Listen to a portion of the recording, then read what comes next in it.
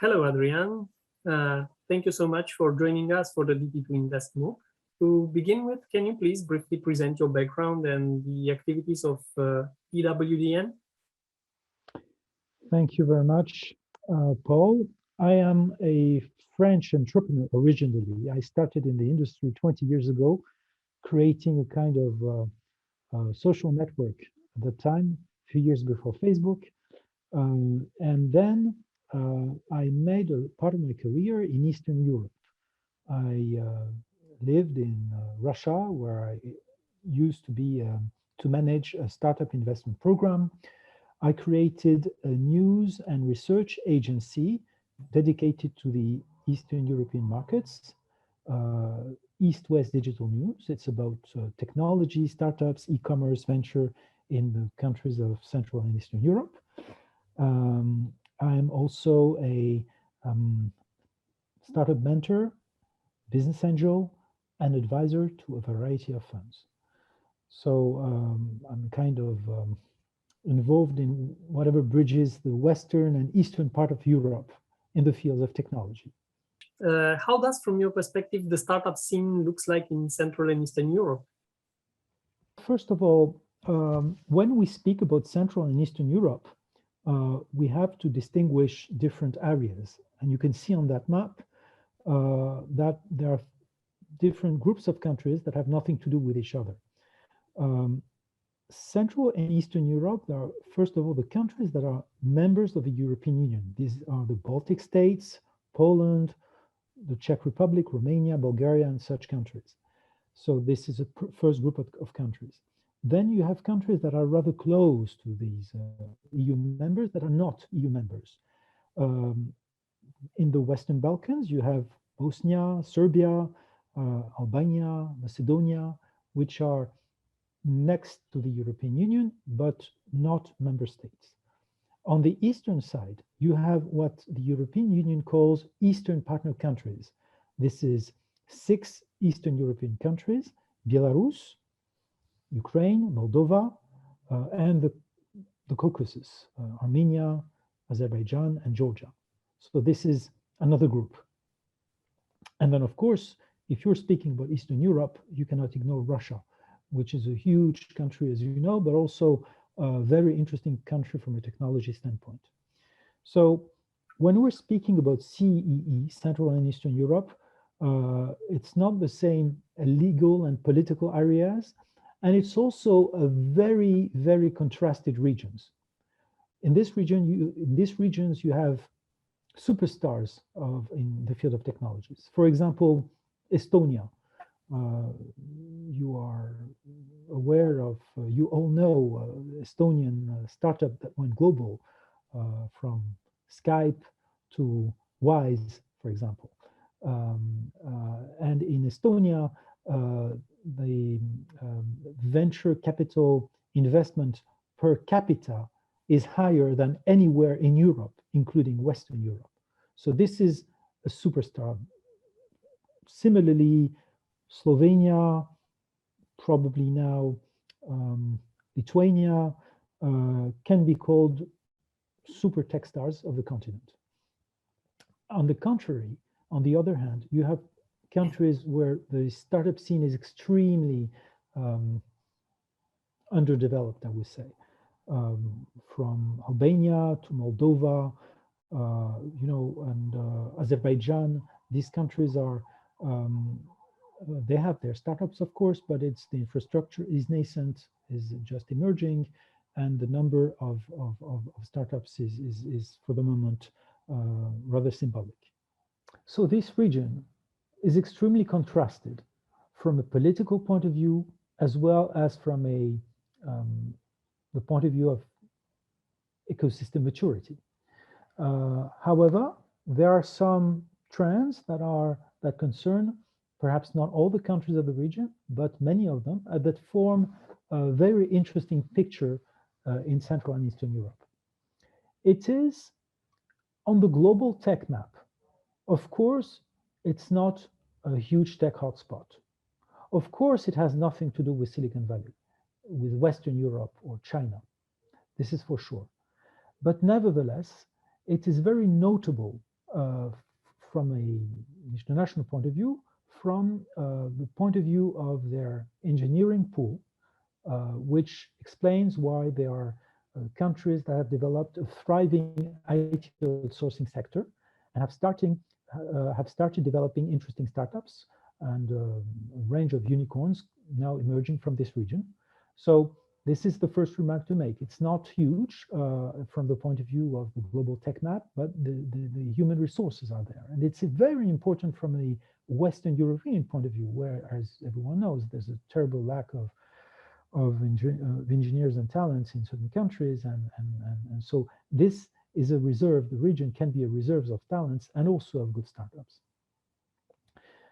If you take the venture capital figures, you can see that the market is rather small. For example, in this year,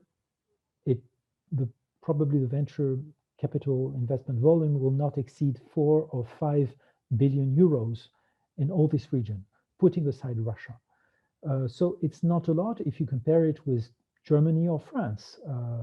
In each of these countries, the number is closer to 10 billion. So of course, in absolute numbers, it's not a lot, but in relative numbers, it can be a lot. Estonia, for example,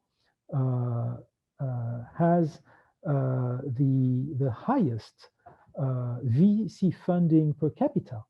It's almost 2,000 euros per capita in Estonia, at the highest in all Europe. It's 4 or 5 times as much as France or Germany per capita in Estonia. So from this point of view, the tech stars of the region, which I mentioned, do very well. Also, if you take the regional figures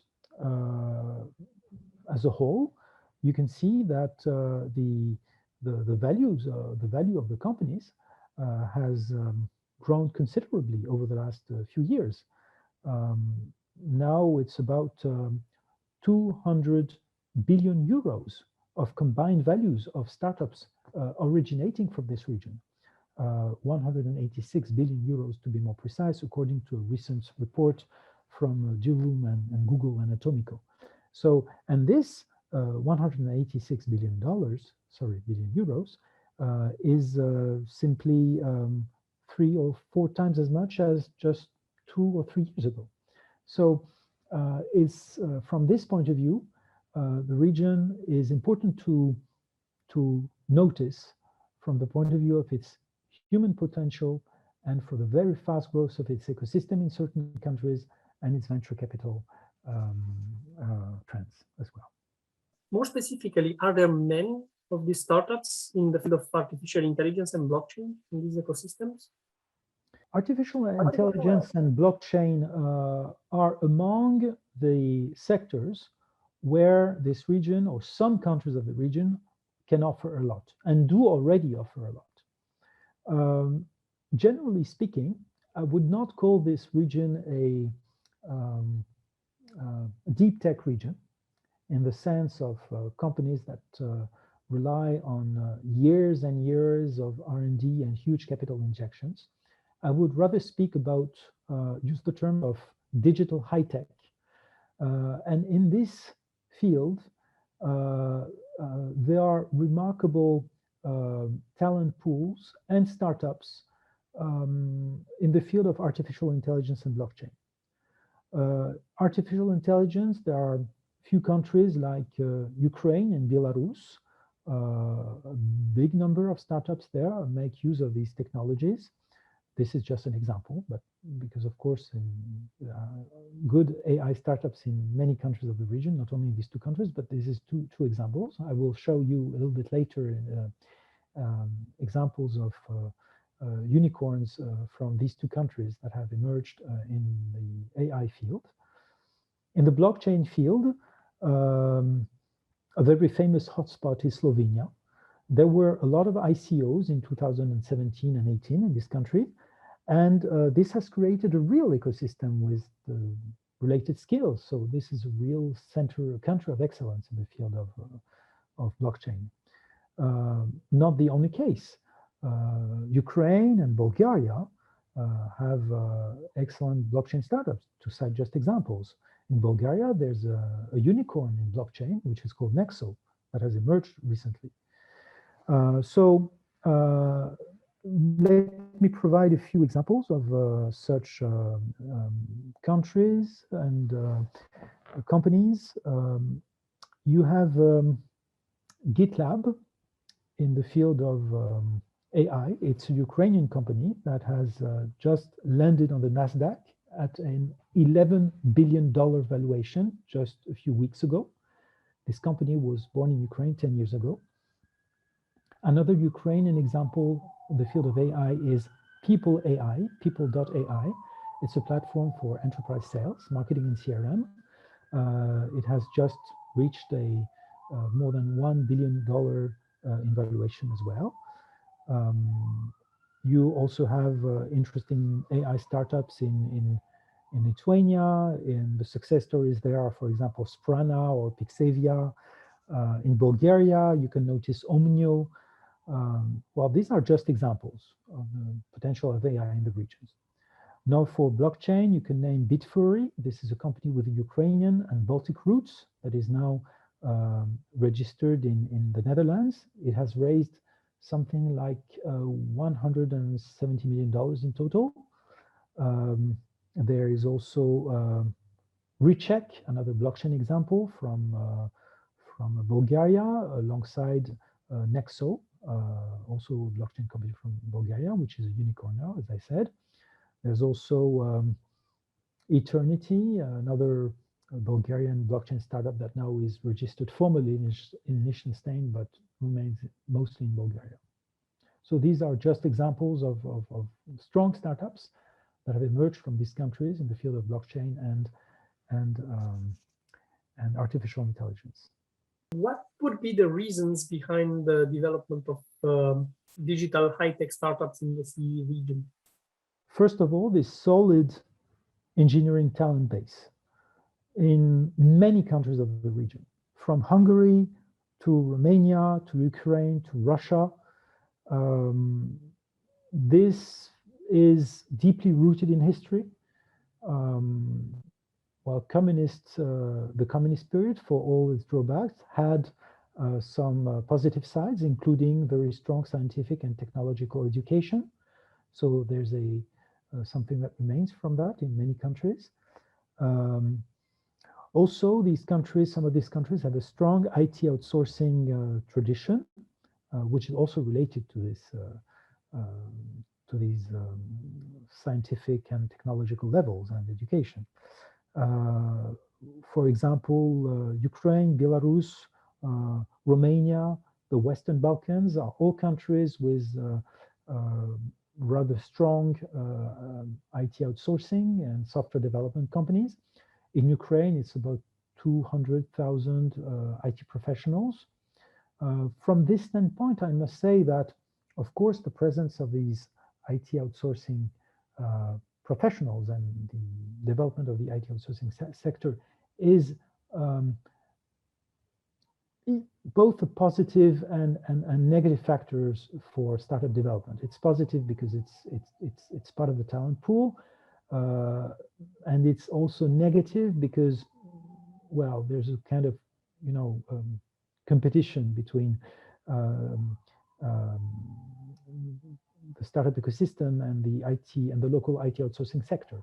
If in a country like Ukraine, local engineers they now form a new bourgeoisie with with salaries of $2,000 per month. This is easily attainable for a good engineer there, and it's much more higher than the average Ukrainian salary that can be in the hundreds of euros, not thousands. So from this point of view, a good engineer would have a lot of reasons to go working in such a company rather than creating its own startup. But historically, nevertheless, you can see that in these countries like Ukraine or Romania or Belarus, I would say that 10 years ago, it was almost entirely IT outsourcing, and now a startup ecosystem has emerged with their first results. developing what they call locally the product companies, in contrast with service companies. How do these startups get funding, develop, and scale up? These startups in the field of, well, startups in general, and in particular in the field of digital high tech, including artificial intelligence and blockchain, there is always some money for good AI or blockchain projects, wherever you are in the world. And even generally speaking, for good startups in the region.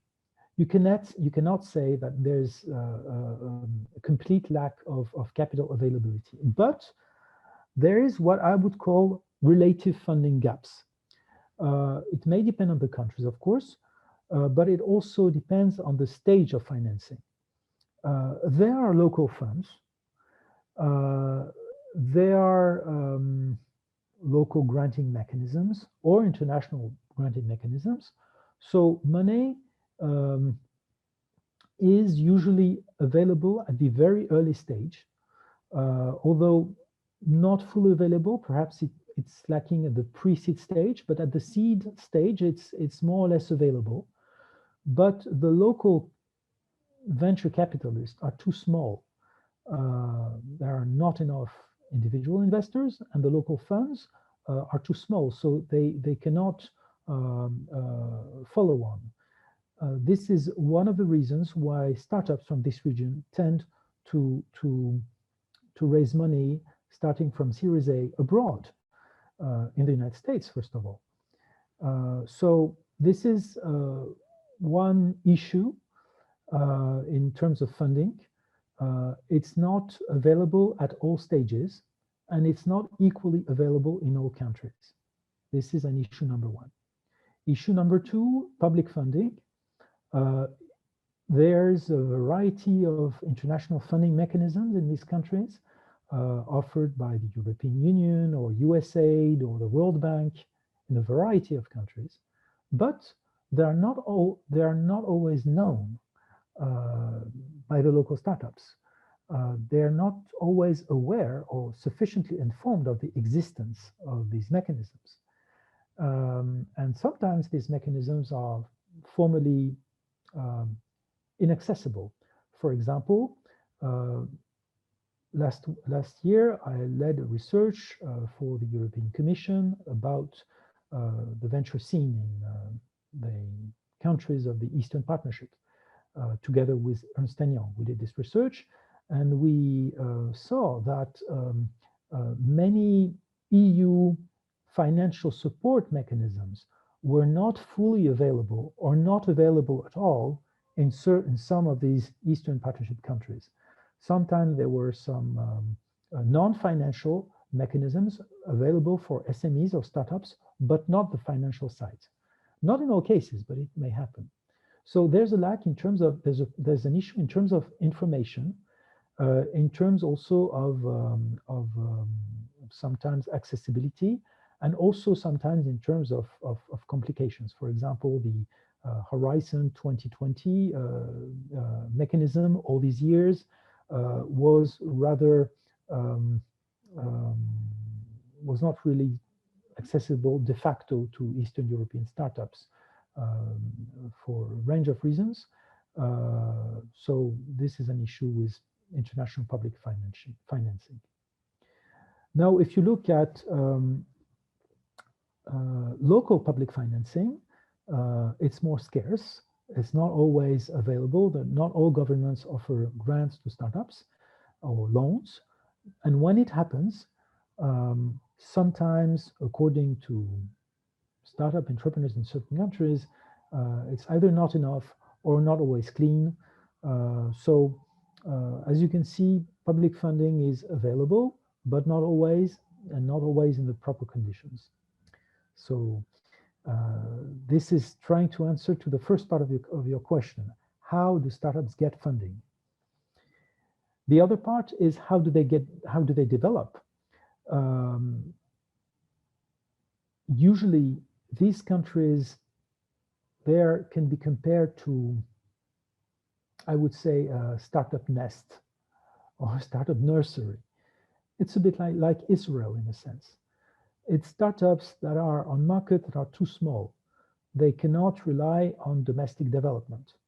They can rely only partially and insufficiently on local capital funding. So they usually, sooner or later, go abroad, either fully or partially. This means creating a legal entity in another jurisdiction, like the United States or Western Europe, or more rarely Asia. Um, this means to move a part of the staff, of the managing staff, to another jurisdiction as well. And this entails a variety of legal, business, and personal complications for these startups to go global. It's not as if they were born in California or even Berlin or Paris or London. It's more difficult for them to go global. This transition is one of the main challenges of these startups, and also one of the main challenges of Western Europe and the European Union, because when they go global, they tend to go to the United States rather than to Europe. Is going global synonym to full relocation or double jurisdiction? It depends on cases. Sometimes we see startups that just leave these countries for both personal and business reasons, and sometimes they totally leave the country. They create an entity somewhere else and start the project or continue their project from somewhere else. They may succeed or fail, because when you are, when you come to a new country, it's not easy in terms of legal, cultural, and networking terms, etc., etc. So the full relocation does exist. It's not always the best idea for these startups. So in many cases, there's what you're calling the double jurisdiction, or at least double location. They keep something in their countries of origin, typically an R&D team, and they create sales office or headquarters abroad to be closer to their clients and closer to the sources of capital. Because, needless to say, no international investor will invest in a company that is legally established in Moldova or Russia, and with a lot of reluctance, they would consider investing in a company that is legally established in Bulgaria or Romania. Perhaps some Baltic states like Estonia would be an exception, among the rare exceptions, because they have the legal environment and the ease of creating a legal entity there. You can do it online. That explains why Estonia is among the rare countries of this region where startups like to create their a legal entity. But this is rather the exception than the rule. Where do these startups go when opening offices or relocating abroad? They go, first of all, to Europe and to the United States. When they go to Europe, their favorite destinations are obviously, putting aside the Baltic states, which is a very specific case, Germany, Austria. These two countries have a long tradition of doing business with Central and Eastern Europe. And they also have developed interesting soft landing mechanisms. Many of these startups go to England, to the UK, sometimes to Ireland, and very few go to other European countries.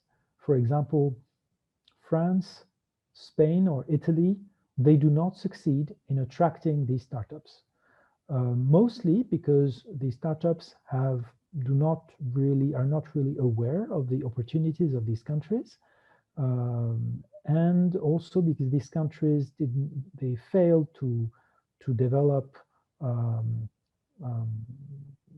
strong enough soft landing and attraction mechanisms, not mentioning the idea of promoting such mechanism in the region. They would not think of doing so, unfortunately. So this is for startups that go to the European Union.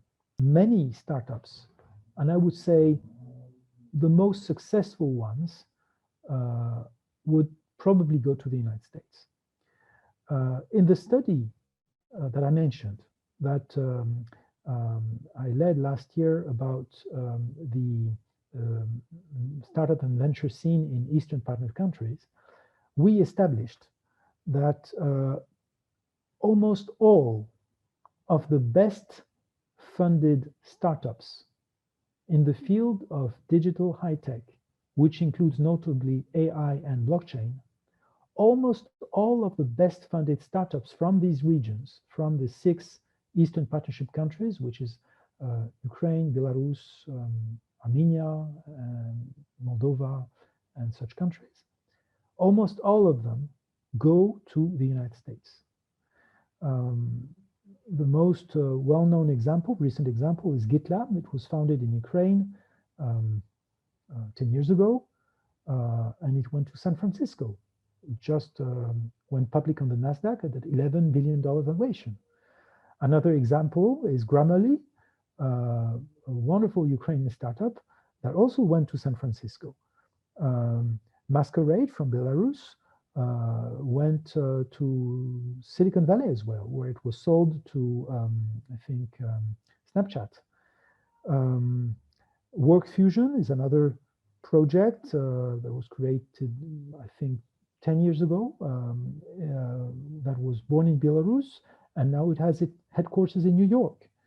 People.ai, another case from Ukraine to San Francisco, same as AI Factory from Ukraine to Silicon Valley. AI Matter from Belarus to Silicon Valley. So these are the best funded, the most well-funded startups from Eastern Partnership countries. And among them, they all went to the United States. One exception, Bitfurry, went to the Netherlands. The startup has its roots in Ukraine, and I think also in the Baltic states and Georgia, but essentially in Ukraine. So it's one of the rare examples of well-funded international startup that didn't migrate to the United States, but to Western Europe. And this is a real issue because it means that even though these startups were born and initially developed in countries that are next door to the European Union, they have this reflex of going to Silicon Valley. The European Union fails to attract them for further development, for scale-up. The thing is that it's not always for true reasons.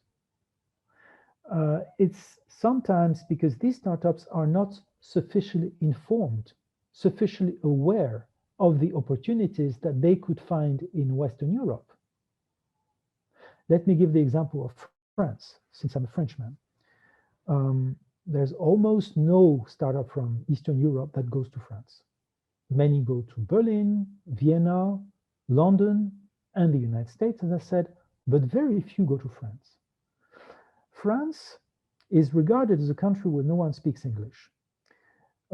France is regarded as the country of wine and tourism, but not regarded as it should be now, as a strong startup ecosystem. So the image of France is an image of 10 years ago or 1 century ago.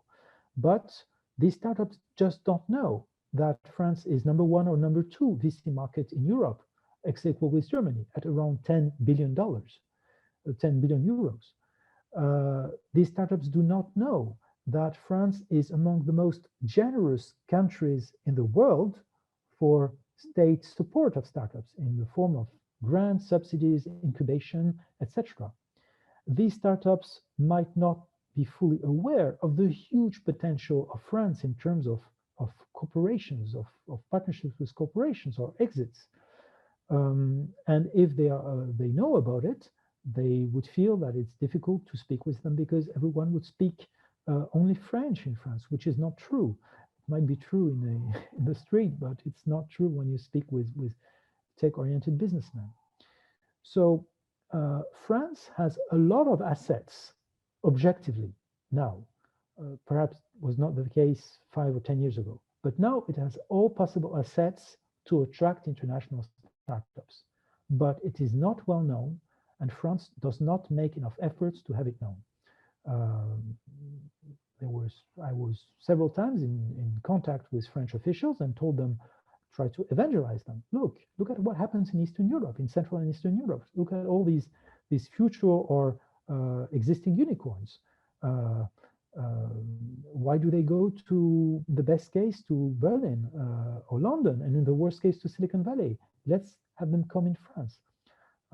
So there's a huge work of evangelization of officials and probably investors as well from Western Europe to have them realize that the region, Central and Eastern Europe, is a reserve of talents, a reserve of startups, and a growing flow and pipe is coming from there, including in such strategically important fields as artificial intelligence and blockchain. And Europe and its member states should get more aware of that and find ways to attract them much more than is the case right now. What is so attractive in the US that the Europe doesn't offer? First, the US is a large, non-fragmented market. If you go to Europe from an external point of view, you see plenty of languages and plenty of different markets. Of course, not plenty of legislations, but still, it's more fragmented than the United States. The availability of capital is also higher in the United States. You just see the numbers. It's in Europe, it's something like 30 or 50 billion dollars, and in the United States is several times more. The valuations are higher in Silicon Valley, and I would say that investors, VCs, are probably less risk averse in the United States than in Europe, in Western Europe. There are obviously there's obviously more conservatism in the Western European mindset in terms of venture capitalism. And also there's the role of the diasporas and soft landing mechanisms. There's a huge Armenian diaspora in the United States that has established strong soft landing mechanism for Armenian startups. And in France, there's also an Armenian diaspora, but I never heard of anything similar to attract Armenian startups to France. Also, there are all these emigres in the United States, more recently from Russia, from Ukraine, from Belarus, and they form a very important Russian language community of startup entrepreneurs, engineers, and investors. So when a startup entrepreneur speaking Russian thinks of going global, they would naturally think of the United States and find there a community and someone to speak with. So there's not this cultural gap that they can feel in France or Germany or in other countries. Even though I must say that there are also Russian-speaking communities in Berlin and in London, which are also significant. What would you recommend to entrepreneurs and startups to optimize their international development? Probably I would draw attention to a couple of things. Number one, it's obvious that your startup originating in Central and Eastern Europe is in a particular situation from a geographic point of view. More than others, or earlier than others, you will have to think of going global. But when you do that, when you think of where to establish your office, or perhaps your headquarters with a new legal entity, you should carefully consider and weigh the various geographic opportunities that you have. You should do your homework. You should consider not only Silicon Valley, or not only Silicon Valley, London, or Berlin, but study carefully what other destinations have to offer. And you might be surprised. This is probably recommendation number one. Number two, avoid full relocation to the maximum extent. Don't hastily move abroad. This is a kind of risk in personal terms, in business terms. There's a kind of adaptation that is necessary. There's the legal issues, the visas, the cultural barriers, etc. So fully relocating too early is probably, in many cases, not the best solution. You should think of a progressive move, or perhaps a combination of two locations, or double jurisdiction, create two legal entities. There are complications that should be managed, but don't leave your country completely and hastily. Try to turn your country of origin into an asset, and it might have plenty of assets, including the workforce, but not only. Then, stemming from that, when you create your first legal entity, either in your country of origin or somewhere else, for example, Estonia or Delaware, anticipate on what will happen later. If you do it in your country of origin, anticipate the fact that one day you will need to raise money, you might need to raise money from international investors. And in many countries, these legal entities are unattractive.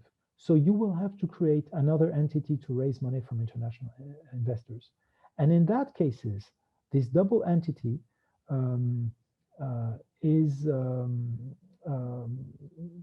entails a variety of complexities, of legal and business complexities and subtleties.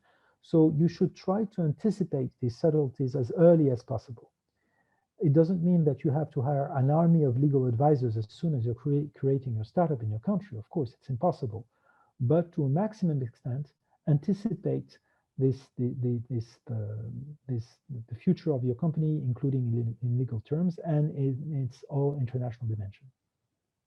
What could the EU, the member states, and the financial institution do to address better the issues of startup drain? Startup drain is a problem, first of all, for the countries of origin.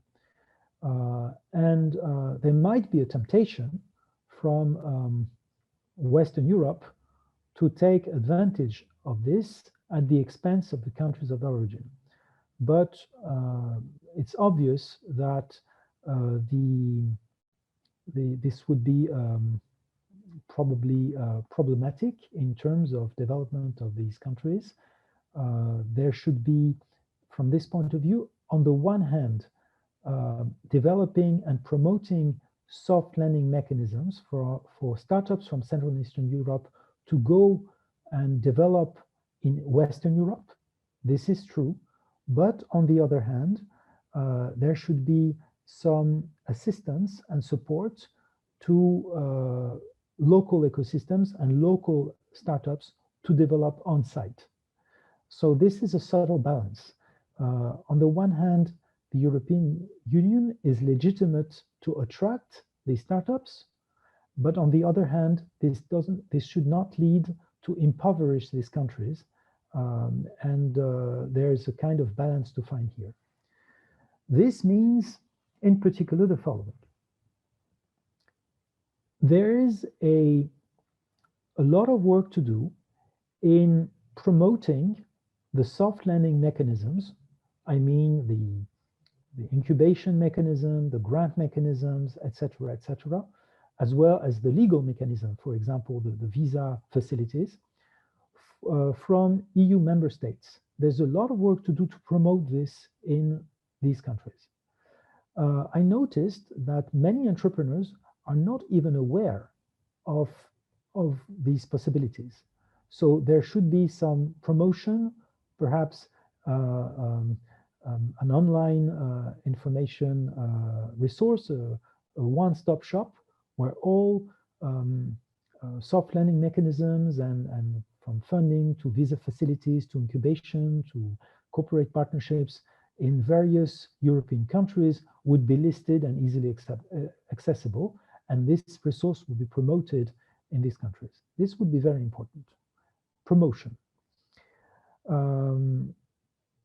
Also, in order to favor the development of local ecosystems, in order to avoid emptying the local ecosystems from these emerging startups and this potential, the European Union may develop local support mechanisms.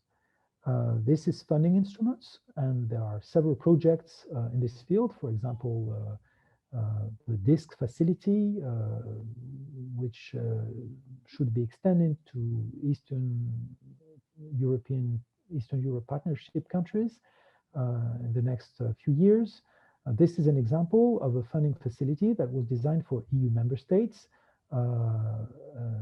and that is going to be extended in the eastern part of the continent. This is very good. But while doing this, the European Union and international institutions should take care of adapting these mechanisms to local realities.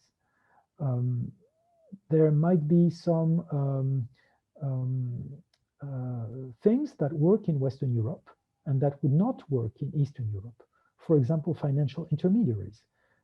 In certain countries, the money can be distributed through financial intermediaries. This is the case for example, Western Europe, where this European funding goes through local banks for SMEs, for example.